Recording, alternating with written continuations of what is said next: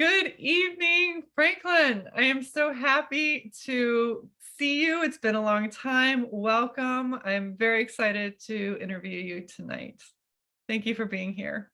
Thank you, Heather. It's a pleasure to be here. All right, just going to begin with a little introduction and then I'll ask you some questions. So first of all, thank you so much for taking the time to tell me your story. As you know, my name is Heather Bruce Satrom and I teach an ELAP, English Language for Academic Purposes at Montgomery College. As you know, this project is called History in the Making, documenting stories of immigrants and refugee students at Montgomery College.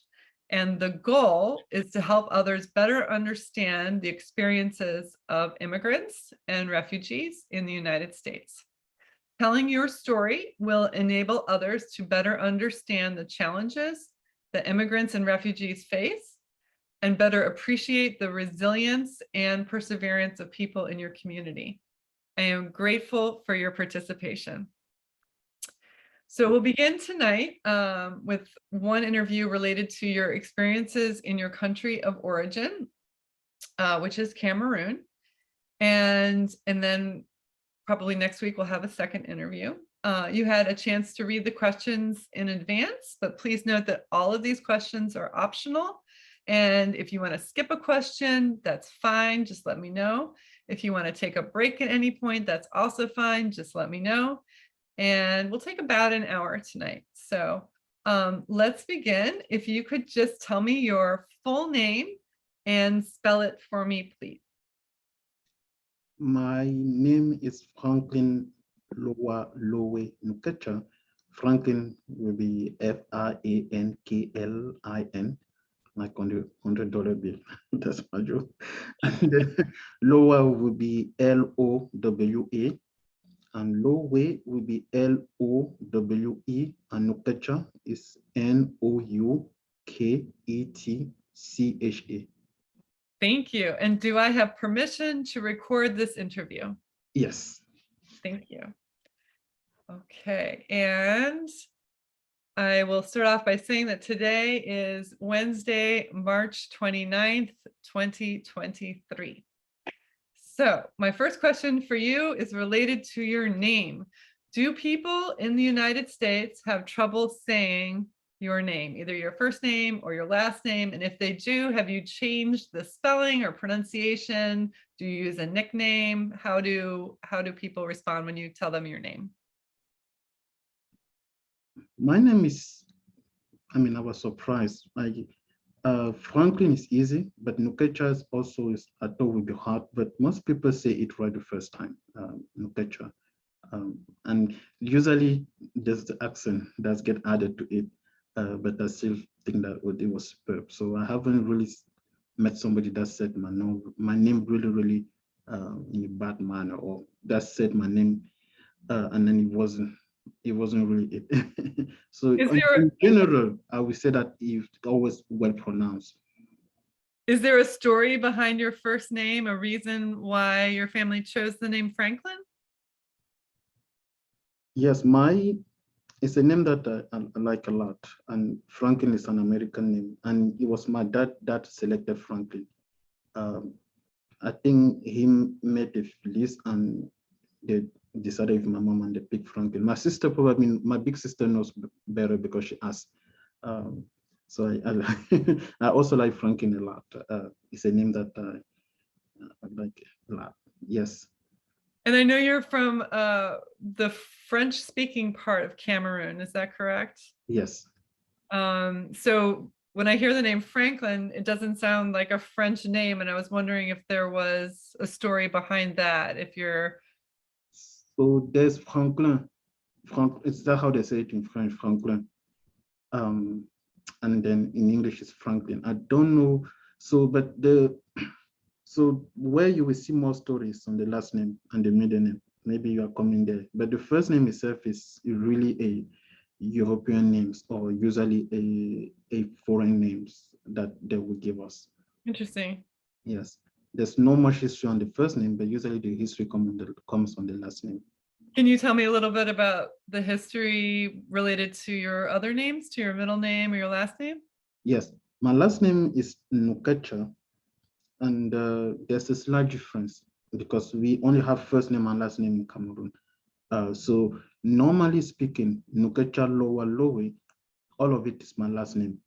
Mm. I wasn't aware of it. So when I came in the United States, I said my last name was Nukecha, my middle name was Lowa Lowe, and my first name was Franklin. But Lowa is the name of my grandfather, my father's father. And Lowe is the name of his wife, Lowe Mart. So, and then Nukecha is the name of my father. So, yeah, so people joke that my father thought he would never give birth again because he just named me after his parents, both of them at once. And then, yes, so Loa is my Loa Pierre. Pierre is Peter. And then my grandmother was Loe Mart, like Martha. So I love them so much. Those were my grandparents. They are all, I mean, they are deceased, but they were great people. Names carry so much history. Thank you for sharing that. Thank you. Let's see. So you are originally from, and I want to make sure I'm going to try to pronounce this correctly. Bangangte? Bangante, yes. Can you Yes. say it again? Bangante. Bangante. And that is in the French speaking part of Cameroon. Is that right? Yes. And now you live in Silver Spring and you came to the United States in 2007. Correct. And so you're bilingual, you speak English and French. Little bit of background here. You were a student at Montgomery College from 2008 to 2011. And today you work as a researcher for the Department of Defense. And you earned a doctorate degree, this is wonderful, in electrical engineering from the University of Maryland College Park. So congratulations, felicitación. That is wonderful news, Dr. Nukecha. I am so impressed. And I know that you also enjoy traveling around the United States. So that's a little bit of background for people who are watching the video. So now you live in Silver Spring. And could you tell me a little bit about where you were born and just a little bit about the place, if you can describe it to us, the city where you grew up? Yes, I was born and raised in Bangante, like you said, it's in the West Province of Cameroon. I grew up, I mean, as a child, I see myself in this place that was kind of, though it was in a city, we were removed from the city. It was a secluded area. We did not have many neighbors. So still very good place to be. Fresh environment back then in 1989. So it was other than that, I mean, things have changed. So if I want to talk about Bangante, that could be another hour of an interview. There are so many history about the city. There are so many history about my life there. There are so much that have gone on. So in all, I would just say it's a great place to be. I still like to visit. Great people, great teachers, and then a couple of bad memories. But overall, I think I did like my experience there. Yes. How big is the city? In terms of area, it's quite small. And I think, yes, Bangante is quite small. It's basically, you are going to see the capital, that's the main city. Then you go to the provinces, the provinces now has only the second biggest cities, and then Bangante is like the third city. So in terms of population, I would say it's barely a few millions people. And well known because we kind of small community, we know each other well between teachers and parents. There's a strong relationship. And in science, I I will not tell. Yes, I'm not really good at it. So I will probably need to look up data for that.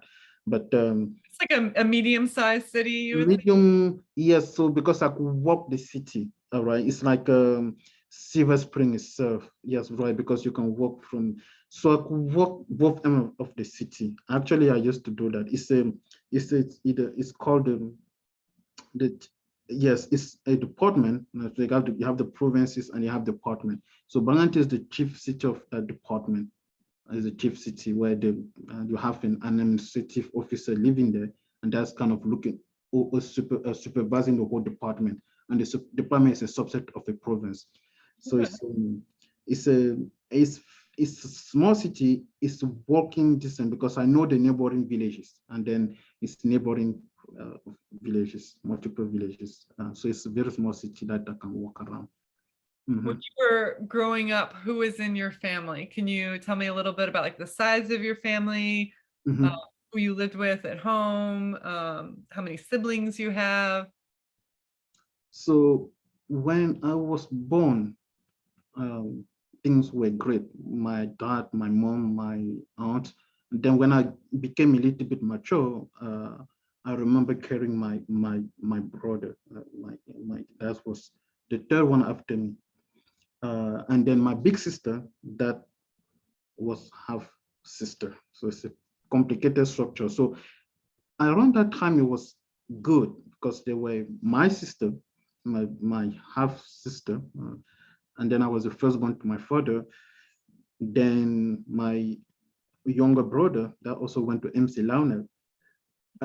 Then there were Sandra that also went to MC from here. And then there was Cedric that also went to MC. And then Cedric, and then after Cedric, uh, my mom left.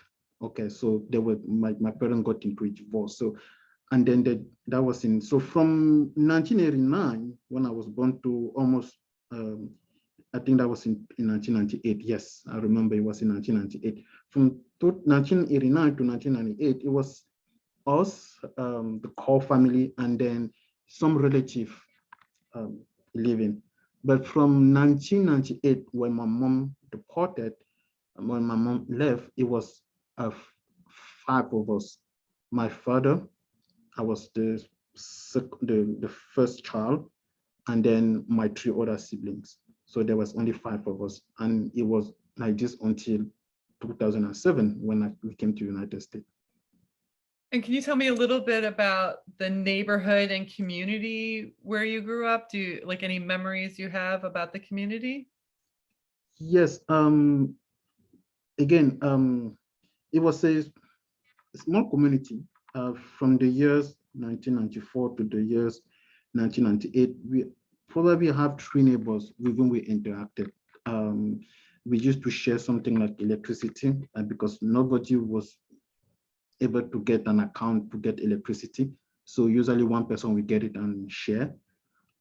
We used to share um, a sources for water where we go fetch water, drinking water, even washing clothes, play games. Yeah, just tiny games. Play in the bushes, run, hide and find, hide and find. So yeah, yes, and then yeah, those yes, I still have memories of my childhood friend. Most of them are grown up, but the relationship are not the same. So yes, I haven't barely spoke to a few, but after that, again, the area was not very well. It was a little bit not well located, so people move, and we in Bangante, where I was born, we stayed there until about 2000 and I don't know. We had to move out and to join another to join another community, which actually was much better. Much the so the story is that when people started moving out of where I was born in that area, and I think I sent you a few pictures.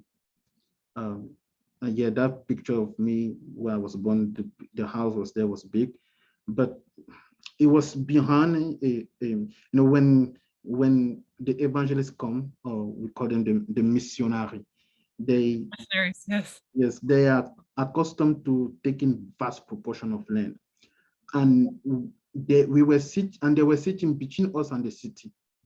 So Mhm. our area was extremely secluded, and that also means insecurity because when you are secluded like that, um, I mean, people are good, but some people are bad, and then you get robbers. And that's what happened to us. We get robbed twice in 1 week at night. So we had intruders coming into the house. We decided that it wasn't a good place to stay, so we moved out. And we moved out, and we went to rent. So we left our own house for renting. Now in the city, in a new community with many neighbors around us, so it was a little bit more secure.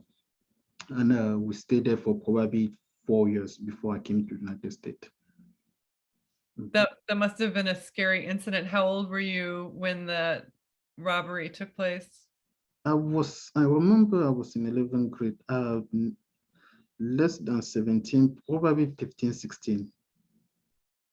Yeah, probably 15, 16. It's really a traumatizing things to live, where you get people, you are sleeping at night. All they want is probably some good or some money, but they choose to come in at night. That was the bad experience, one of the worst memory that I had. And you just don't feel secure. You don't know what they want. And when they come back 1 week later, it's actually more frustrating. So we were safe, nothing happened to us, and we we move on. We move on. And actually, because so that was the first traumatizing experience, because I have so much connection with the land, and you will see the house in the picture, because that was our house. That's where I grew up in. But when we left, and because the area was so secluded, the roof is usually made of aluminum. So that's also something that's extremely valuable. So the roof of our house was stolen as well. So, Oh my goodness. so some people, the home was abandoned, and then you have burglars coming again to remove the roof because they can use it, for some of them. And then what happened is that when you have a house that doesn't have a roof, it's just likely to collapse, and the house went into a total collapse. So that was another shocking experience for me, to just see where I grew up, the house I grew up in collapse. But yeah, my father is home now, and he's rebuilding, and we are helping him rebuild. So that kind of helped me kind of reestablish that connection with my hometown. Yeah, that's a very difficult memory. I'm sorry that happened to you and your family. Mhm. So you moved when you were 17 to a different city? I moved when I was, it's a different part of the city. Okay. So now we were between neighbors, and there were more security. Whereas we used to be in a secluded area where, there's not much around it's unsecure because there are not so many people, so you can be easily isolated and be an easy target for death. Thank you for sharing that. I'm sure that was a very, Mhm, very challenging time for your family. mhm. Um, and maybe we'll come back to that move in a little bit. Could you tell me a little bit about the language that you spoke at home when you were growing up? Did you speak French as your first language, or did you speak French in school and another language? Cameroon is bilingual, so French was my main language. My father, for some reason, never spoke uh, our native tongue to us. He just did not care. So I grew up speaking mainly French, and when I got into high school, um, we were taught English, and I was so excited to learn a little bit of English then. But it was mainly French and English that I spoke when I was growing up. And what about your grandparents? What languages did they speak? My grandmother would speak next to Bangante is the village of my grandparents. It's called Bangwa. My grandfather would speak Bangwa, both my grandma, Bangwa boundary farm, very close to each other, walkable distance. Um, slight, slight changes. So I couldn't speak it well, but I remember speaking there's this English that is not, because when I went to high school, I started learning English, so my English was not so bad. But my father had previously worked with the Germans in Cameroon during time of colonization and stuff like that. So my father used to speak a little bit of English. They have English that is not so good, and a little bit German actually also in English. So my grandfather, I used to speak a little bit of Bush English with my grandfather. Interesting. Because your father did not speak the original language with you, did that make communication difficult with your grandparents, between you and your grandparents? Extremely difficult, extremely difficult. Yes, extremely difficult. So I really did not, they knew me well, we could interact. They couldn't speak French and I couldn't speak my native language. So it was extremely difficult to interact with my grandparents. That's sad. Yes, on the other hand, my grandfather on my mom's side was literate. He could speak French so well. So had no problem talking French with him. I met my grandmother on the mother's side, but she passed away too soon and I had never had a chance to interact with her. And now, do you have any interest in speaking, what was the name of the language? Bangwa? Bangwa, yes. Yeah. Basically, things are changing. Even those cultures are disappearing. Some people are trying their best to preserve. I actually have a book where I can go through and see some word. And actually, when I went to Cameroon, I went to my grandfather compound. I met with my cousins, and then I was asked to give a speech. So I decided that I would do my speech in my native language. And I had somebody help me do that. So I wrote it in English, and he translated it. And then I practiced, and I still have the speech with me. So I still have the hand note with me, and it makes me feel good that at least I know those few words. How did it go over? How did people receive your speech? Did you feel like it was challenging because you didn't know this language very well? Did you feel like you were well prepared? Were you nervous? How did you feel? Yes, so the preparation on my part was not very well, but it was great. It was great, and even my father did like my initiative to learn. So, and I have a tutor. I work with him on a constant base. So, but we haven't since my graduation. I stopped before my graduation. He was tutoring me.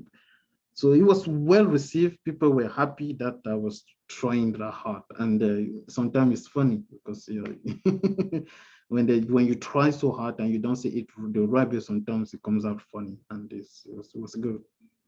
And I think it also affects the intergenerational communication.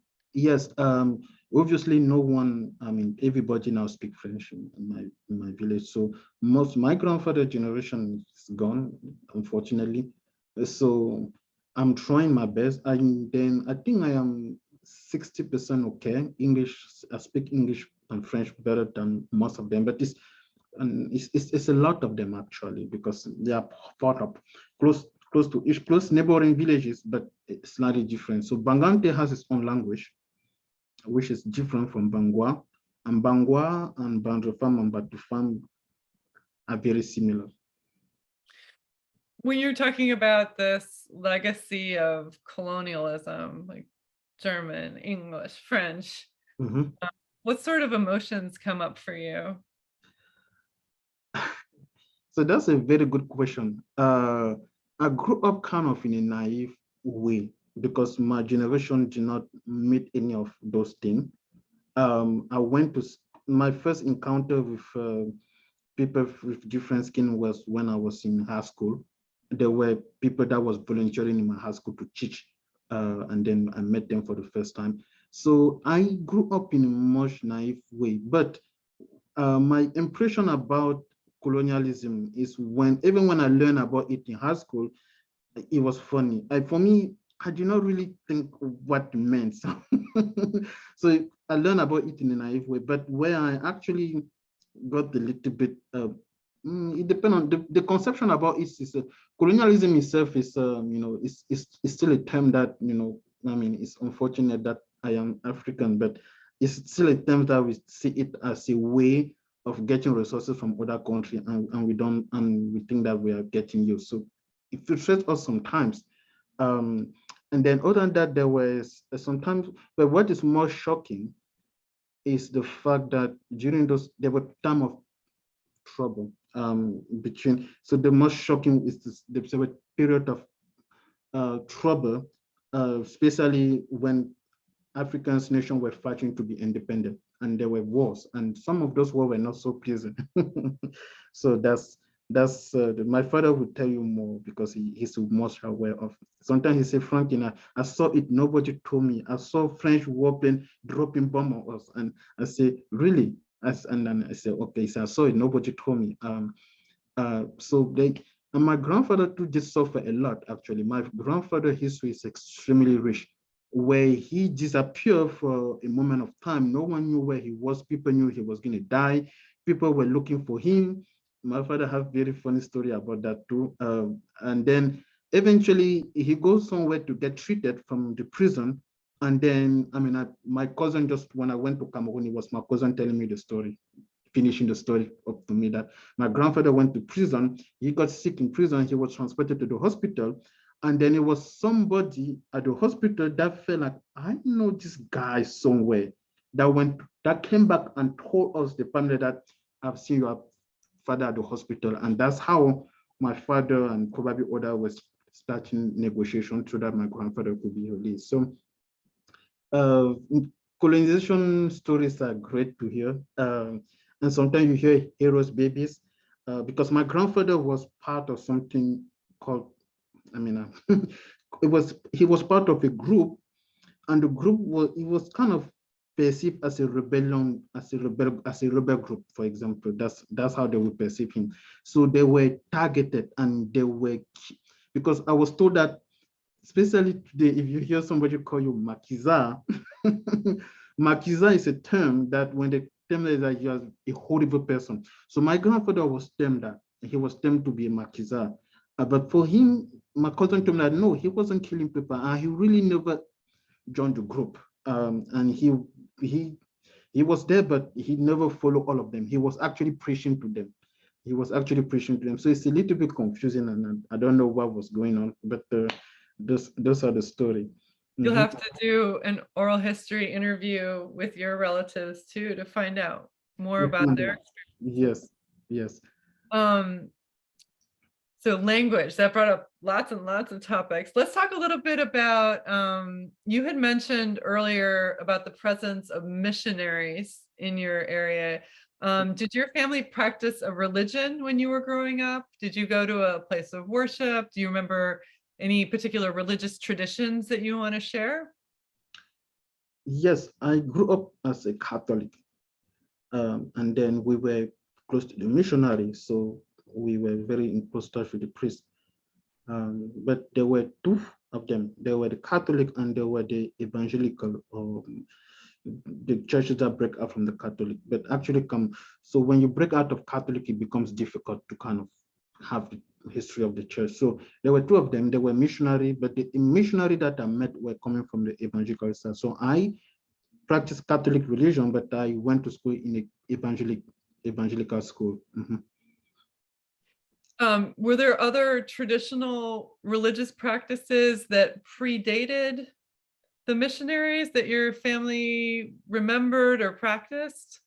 My father, no, no. But there are practices, but on my father did not really get used to it. But even though he sometimes, yeah. So yeah, you have to do rituals. And we did not really. I was lucky that because sometimes I don't understand them.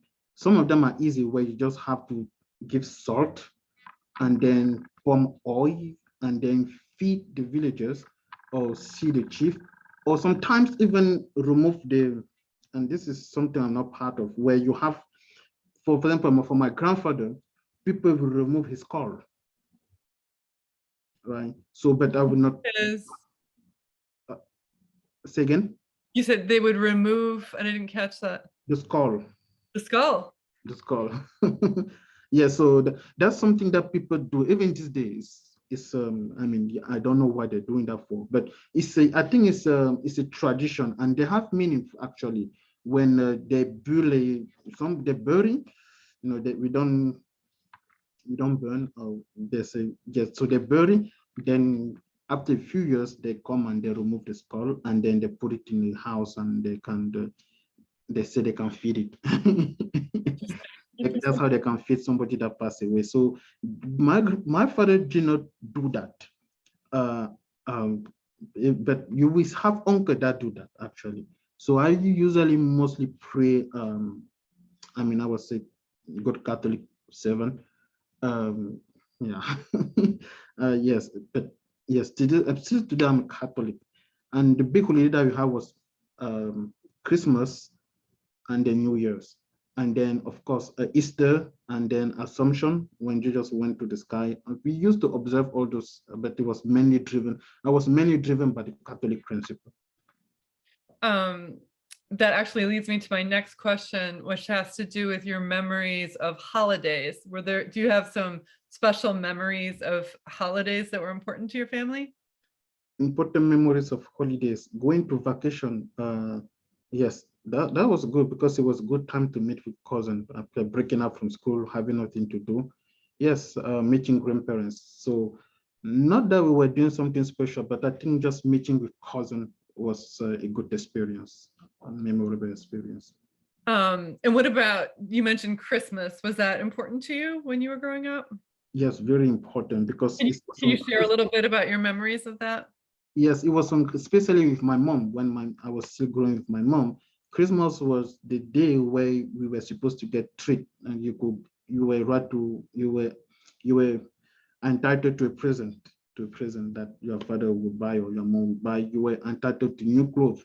You were saying it was you were, and then it was just a different day because we were all happy. Good food will be cooked, and then drinks. So it was a party. It was good.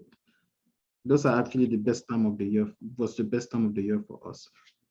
And that actually leads me to my next question, which has to do with food. Can you share any memories about meals that were important to you or specific dishes that your family would make?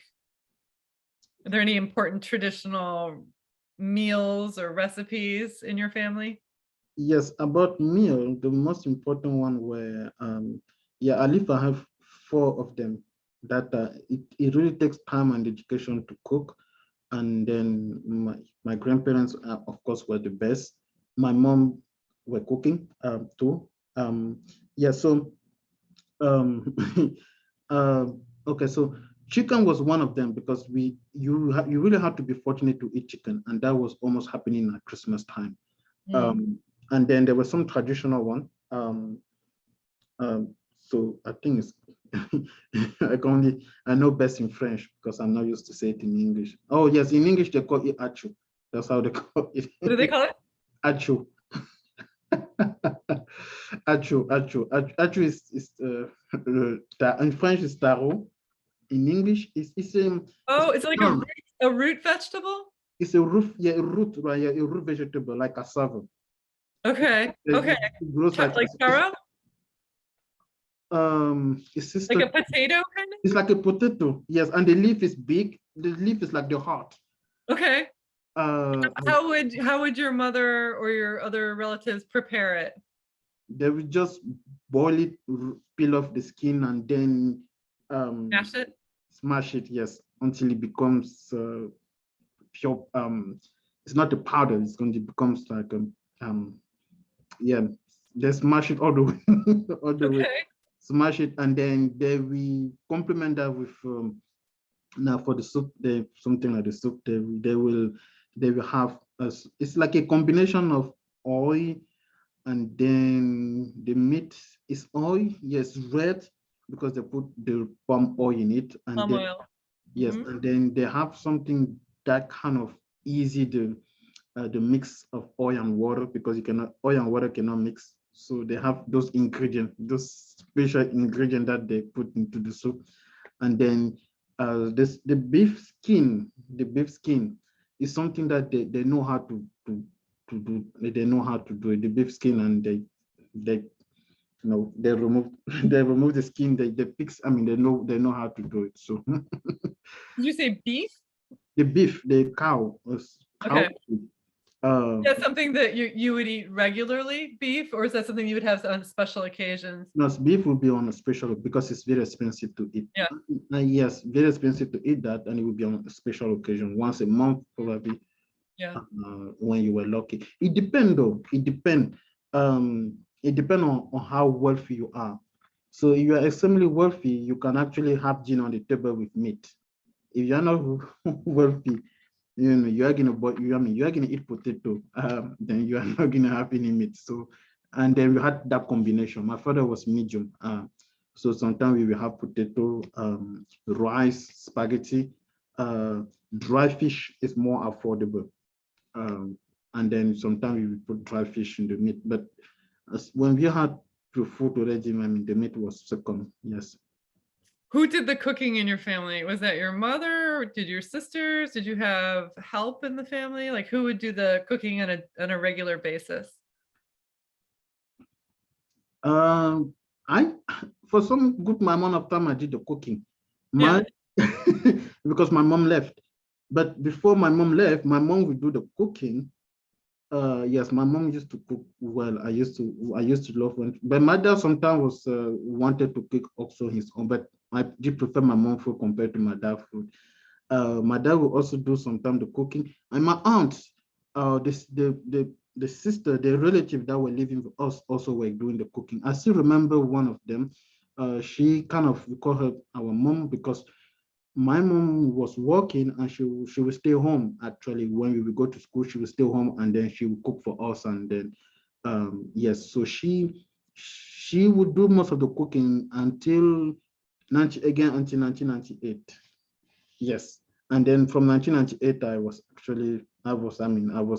given that responsibility with no choice. I'm Yes. gonna continue that. I'm gonna pause for 1 second because I want to turn on a light. It's getting dark. Let me just pause the recording for 1 second.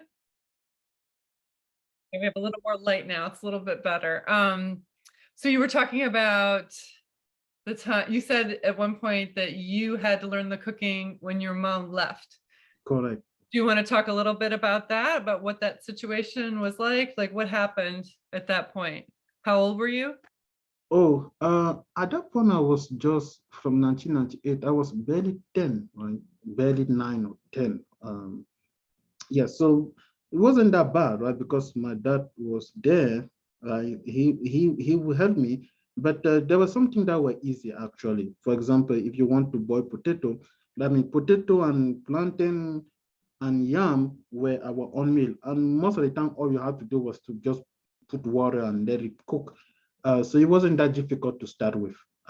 So because it was relatively simple. Um, Mhm. what were the circumstances that led your mom to leave? Did she go to the United States at that point, or what happened? Oh yes, so that was another brutal things that happened to me was my parents' separation. Unfortunately, they couldn't get along and they parted ways. Yes, they How old parted. were you at that time? Yes, I was some of the things that yeah, yeah. So it's really difficult to think about it, but it was very painful moment for us actually. I do love my mom a lot, and How old were you when your parents separated? probably 9 year old. Okay. Yes, 9 year old. I was the oldest, but I think I probably my father says I was the most affected. But now, And you mhm. had younger siblings as well. Uh, Yes, Cedric was probably the youngest. Yes. So your parents separated. Is that when your mom went to the United States? No, no, no. That was later? It was later. Yes. Okay. They separated and yeah, because it wasn't because she was leaving for the United States. They separated. Uh, and actually, I'm laughing because I have people that say that it was a good thing because that's how she opened the door to the whole family. Because if that bad incident have not happened, then you guys will still be with your mom and she wouldn't have opened her eyes and she wouldn't have cleared the path for everybody to come in the United States. But that's what people have said. So, mhm. Sometimes really challenging moments can lead to different opportunities later, perhaps. But I imagine that when you were 9 years old, that must have been a painful experience. Oh yeah, it was extremely. It was extremely painful. I remember trying to contain myself, and then I bursted in tears. I couldn't hold it. Just like I was trying to hold it together, uh, because I remember that evening when my dad was trying to make dinner, the first evening, and he was trying to make dinner, and then I look at what he was trying to fix, and I realized that, oh wow, something here is really happening. I just couldn't hold it. I bursted in tears. It was so shocking, actually, where I was daydreaming, thinking that all of this will go away, that things will be fine. But the pain comes and then it goes. It makes us stronger, and then it goes. Yes. Um, yeah, that sounds like a challenging experience. We can come back to that in a little bit. Let's talk a little bit about school. Can you share any memories of going to school, like in elementary school, what that was like for you? Did you enjoy school? What Yes. was One of the things that my father was very strict with was schooling, and I don't know where he learned it from. So everything but school. He wouldn't even care if we washed the clothes or if the house was clean or some household work. He wouldn't even care about it. It was like if you get good grade, then you will be his best friend forever.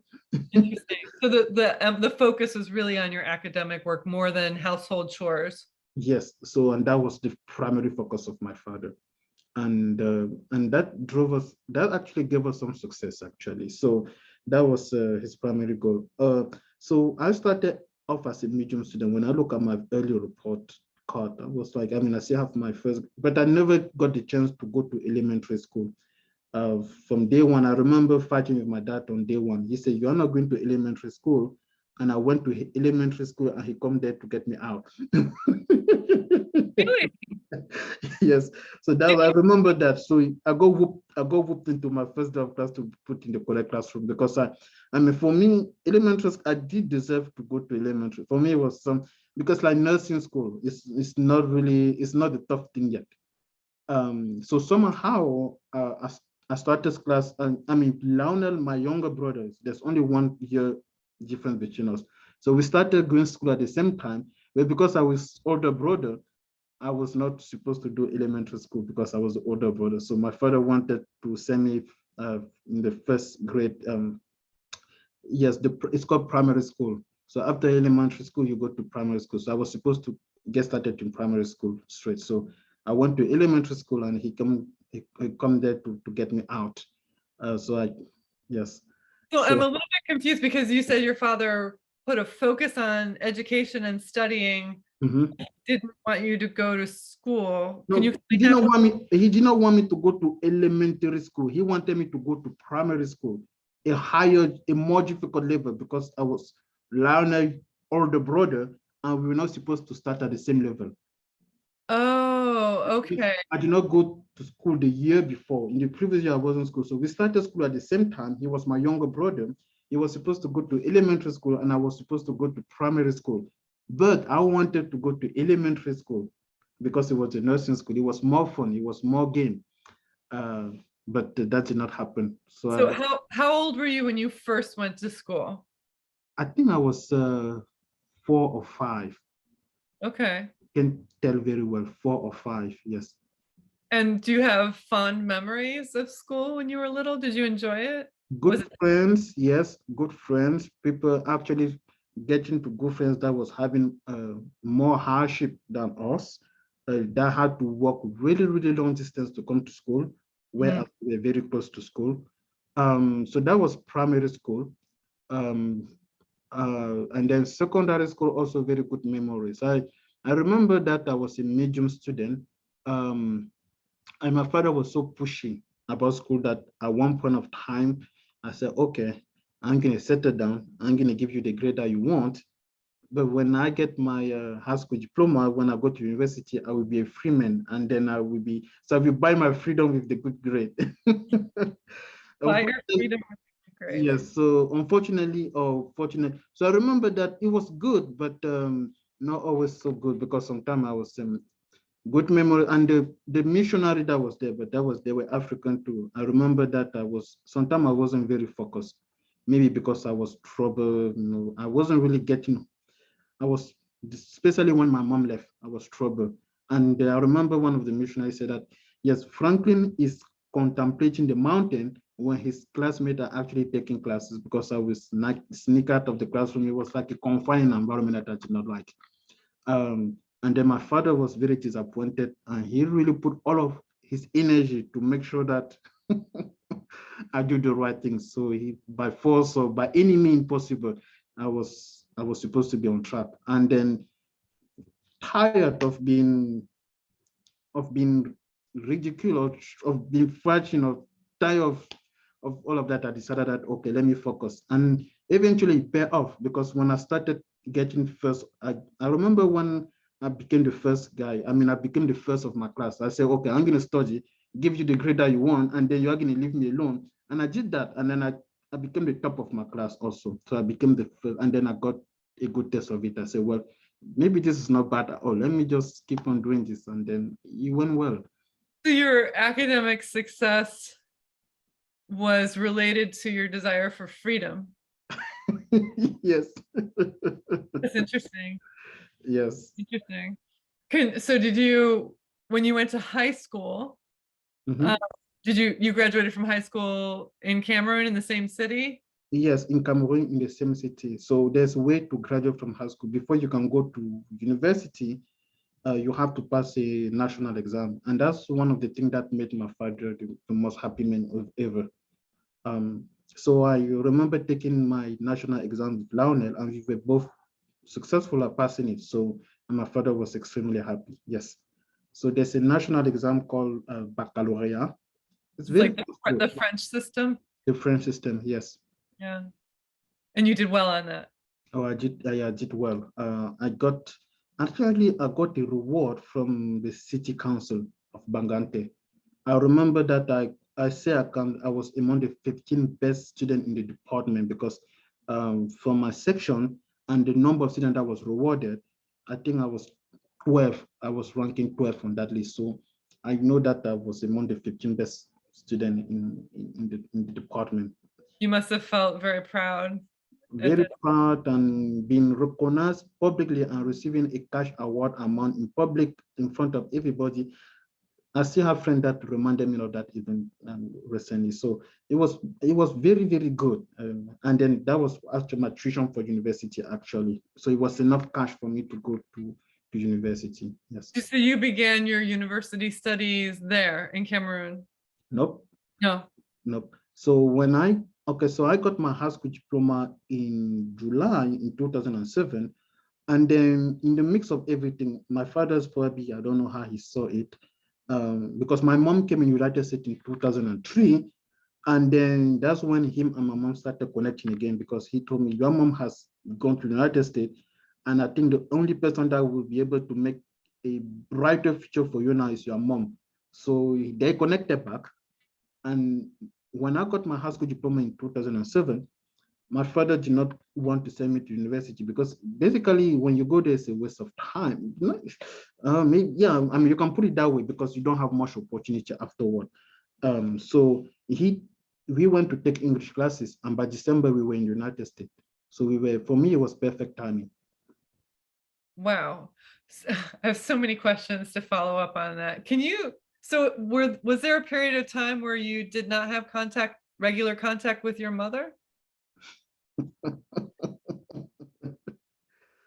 My father would chase her out if she come to visit us. No, so I mean, So there was distance between you for a while. Yes, it was distance, because it's a little bit difficult, right? Because they got divorced they got separated in 1998. Then a few years later on, I think they got divorced in 1997, and they got the official paper in 1998 or something like that. I'm not sure. But eventually my mom got remarried, and she got more kids with her new husband. So she got remarried in the city actually where so it was a small city, and she got remarried in that same city. So, with modern trend, I mean, it's difficult to talk about that, because then you start indexing, pointing the finger at one of them. But it was challenging, and No, the answer is no. So at one point of time, I was, in fact, in fact, my mom to see us and to spend another night with us had to do something extremely crazy. And I have one picture, and that picture will summarize it all, um, where what my mom did was to say, well, she went to see my father, brothers. So she went on my father's side of the family, met his brother wife, and told him, please, please take those children for the holiday so I can meet them. And that's how, when we went to the holiday, I was able to see my mom again, and we connected. The only reason okay, we connected and we spent again a night together. I at times my mom, because it was one of my big sister passed away, and then I remember that moment when she came home, and that's when my father did not do anything. So at one point it was too, because my father sometimes will be accommodating, right? We will see her, but it wasn't always easy. So we were not allowed to see her. I will say that. That Yes. that sounds very, very difficult. Yeah, family. But I mean, it's past, and then it was good also. Well, I'm very interested in how you came to the United States, and that seems very connected to your mother's decision to move to the United States. Can you talk a little bit about why your mother decided to go to the United States and how that opened up doors for you to move to the United States? So yes, I will recognize my aunt, because my aunt, before my mom came to United States, my aunt came in United States as a worker. She was working, she immigrated for some powerful businesswoman that wanted to open a restaurant in the area. And my aunt was working for her. So that was way long when I was still a very, very little kid. My mom went to United States in 2003. I was not aware of it. But what I was aware, how did I become aware of it? I became aware of it because I went to pay a visit to a friend of my mother. So even then, again, I'm at own discretion because my father was not wouldn't do such thing. So I went to pay her a visit, and she told me, Franklin, your mom will be traveling to the United States. And she looked at me. I was sad. I was shocked. I was sad. And the reason I was sad was because I thought I would never see my mom again, because I knew it was a very far country. And she told me, Franklin, you should be excited because it means that when she go there, she's probably going to ask for you to come as well. And then that made me a little bit less sad on the spot. So that's my mom traveled. My mom traveled because I don't really understand the circumstances, because remember, we were not in the same household, so I was completely disconnected from her life. Mhm. But she came in, but she wasn't very. I mean, she also did struggle a lot, and she came in the United States, and then my aunt actually helped her stay, and then probably oriented her, and then I think she did ask for an asylum, and you have to ask for it. I never went through the process, but you have to ask for it. And then she was given an asylum title. And because we were children, we benefited. We benefited. So she included us in her filing, and I benefited because I was less than 18 years old. So, what were the circumstances in Cameroon? Mhm. What was happening in Cameroon that led to your mother wanting to leave and start a new life here? Oh, so my mom does sewing for a living, and she came in. I would not really remember. I don't really know because we were not in the same household. All I know is that we got the asylum. So the circumstances, politically speaking, I was not too involved. I did not know much. My father was not involved at all. My father was, I remember, so my father was extremely neutral, extremely not minded about politics at all. But my grandfather seems like he was a little bit involved. And my mom was the person that was moving a lot. So, but that part of the story, I am not 100% sure of how. The only thing I know, I was a beneficiary as a child, and then it was very good for me. Would you say that the that it was difficult to find work in Cameroon at that time? Were there challenging economic factors or I So, mean, and big- that's why I did acknowledge my aunt, because my aunt that had previously moved apparently told my mom, no, you can't just go back. You have kid, and then you have to kind of, economically speaking, yes, no one wants to stay in Cameroon for sure. I mean, maybe I'm exaggerating because I don't know what everybody objective are in life.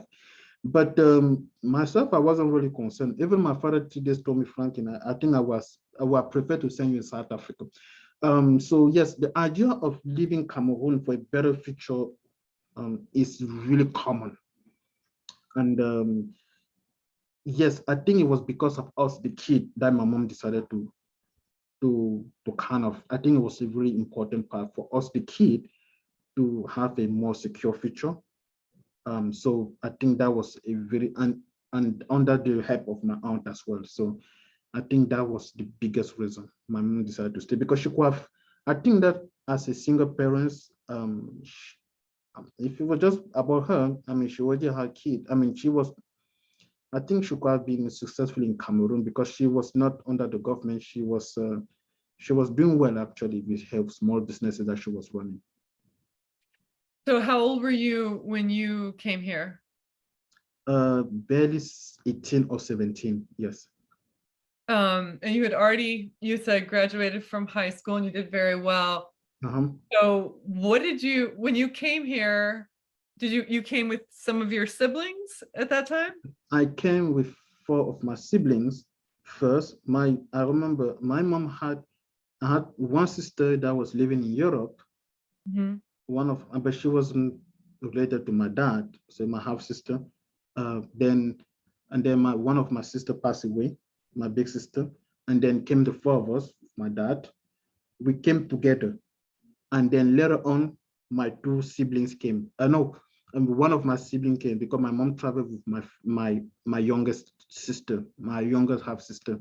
That she came along with my mom, so she was lucky to be here first, and then we came after. Do you want to talk about your sister who passed away, about what happened with that? Ah, You don't have to. If you wanted to share it, you can, or we can go back to talking about education if you prefer. yes, I just remember that night. She was victim of an incident. My mom was a very strong businesswoman. So she actually got into an incident where she was cooking dinner, and she actually poured hot oil on herself, apparently. So sad. I'm seeing grievance because I was never able to go to her funeral, even though she was buried just 15 miles next to me. So I'm seeing a lot of grievance for that, because at that point my parents was already separated. Um, and then it just happened. It was so sudden, and she passed away. We didn't have time to exchange a few words. We grew up together. We spent a few early in my childhood. We were together, and then when my parents separated, of course, she went with my mom. So it's that my father was the one to bring us the news. Um, How old were you? uh, that this is a period of great era. Where was I? I remember I was probably in, it's called Cesium or Senkiem. So yes, it was Cesium or Senkem. So 1998, probably in 2001. I was probably 12 or 13, and I didn't have BPC yet. So probably in the range of 11 to 12, yes. I'm so sorry about the loss of your sister. That sounds like a very, very hard time for It you. was very painful because my father was able to, I remember him say, Franklin, are you courageous? I said, oh yeah, I can take everything. I said, Franklin, are you courageous? I said, I can take everything, just bring it. And he said, you know what, your sister passed away. And then I collapsed. It was a complete collapse for me, because it was, it's like, how? So it was a complete collapse, yes. I'm so sorry. No problem. Thank you. No problem. I mean, it's a long time, and Yeah. hmm? So you came to, did you come directly to Maryland at the age of 17? Yes, I came from Dallas Airport in the winter. It was so cold. Oh my, You came to Dulles Airport, and it was in the winter time. Yes. Tell me about your first experience. This is the first Yeah, time you experienced winter. it was my first time experience winter experience. I had to put on jacket. My mom, they came at the airport with jacket because it's summertime in Cameroon. It's the dry season, so it's hot. So Wow. we go out casually. But when I came in the United States, it was very cold.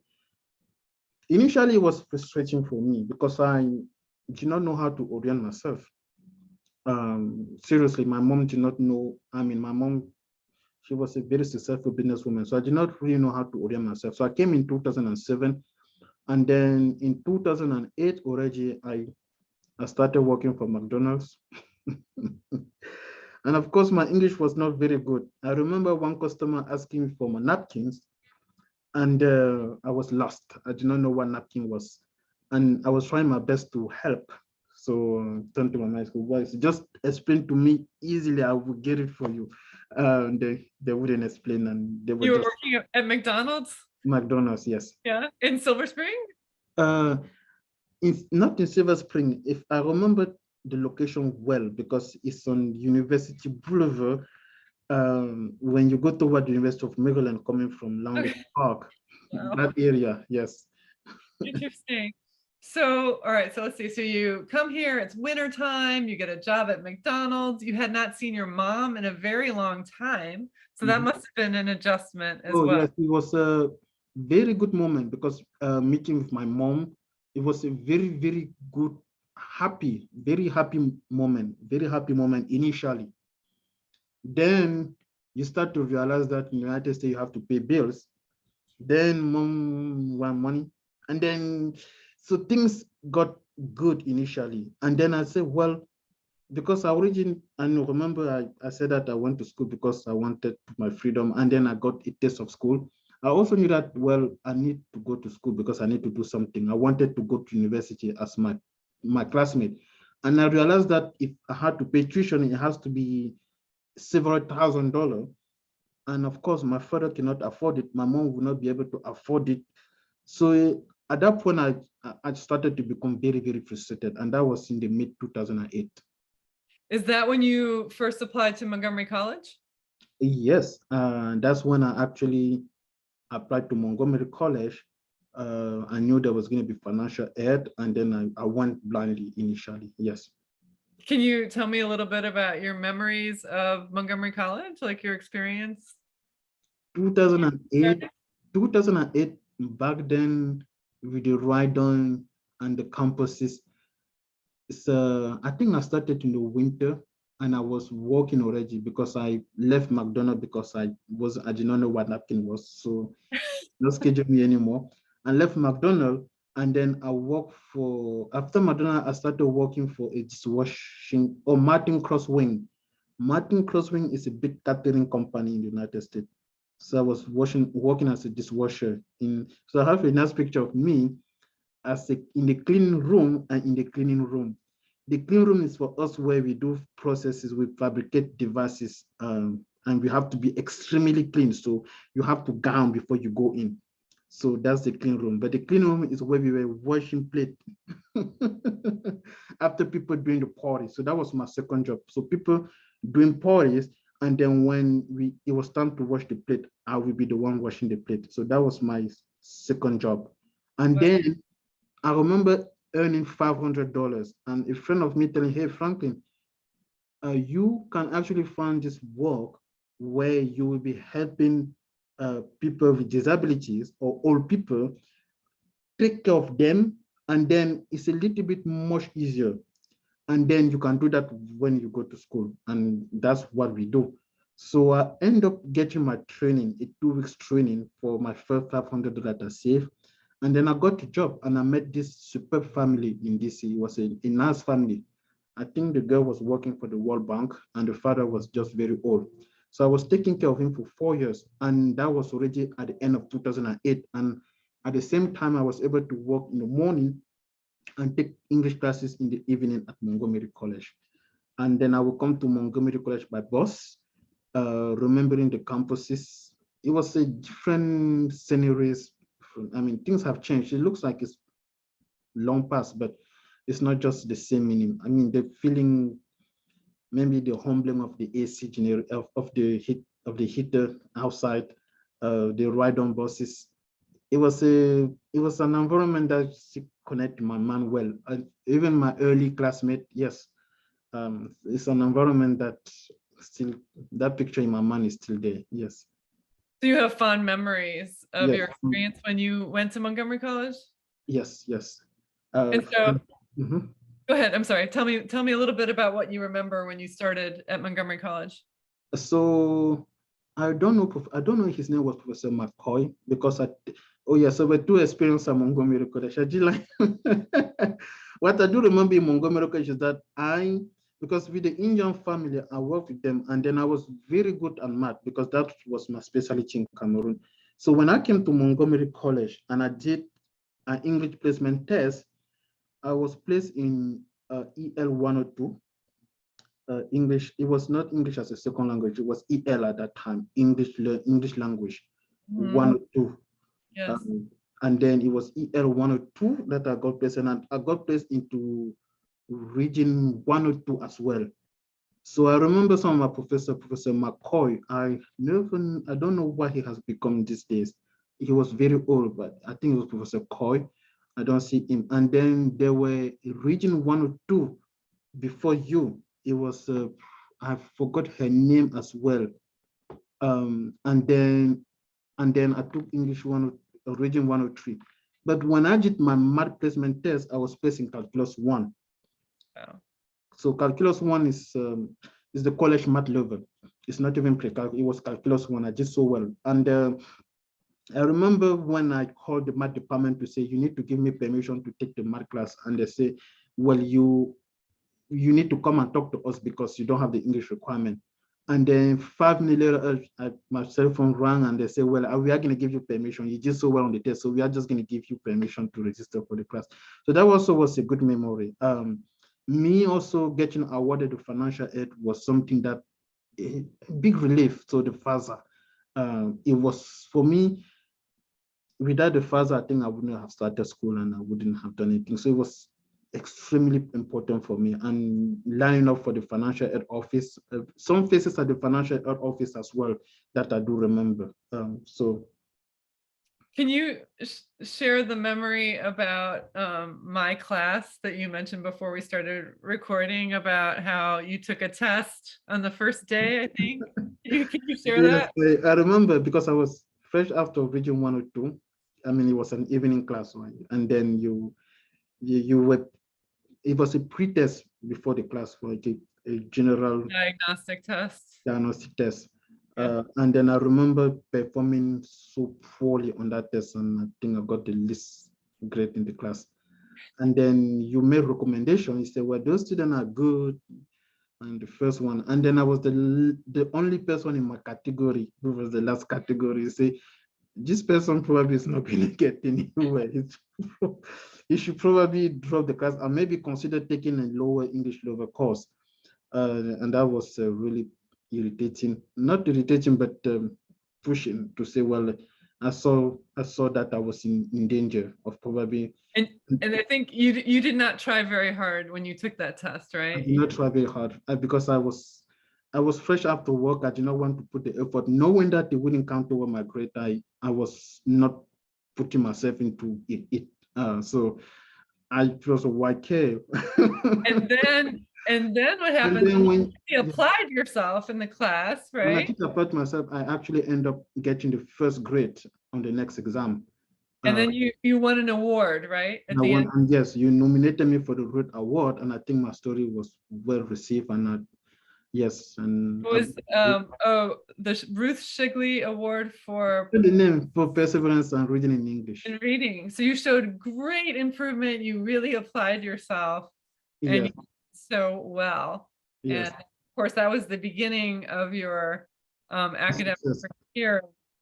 Yes, that was the But beginning of. our next interview, we've gone over the time, but in our next interview, we will talk more about your education and your journey to getting your PhD. And I am really looking forward to talking to you more about that. Because we've gone over an hour, I'm going to stop right here. I want to say again, thank you so much for sharing your story. And I really look forward to our next meeting when we can keep talking about your education. I'm looking for Thank you it. so much. Thank you, Professor Satram. I'm going to press stop on the recording.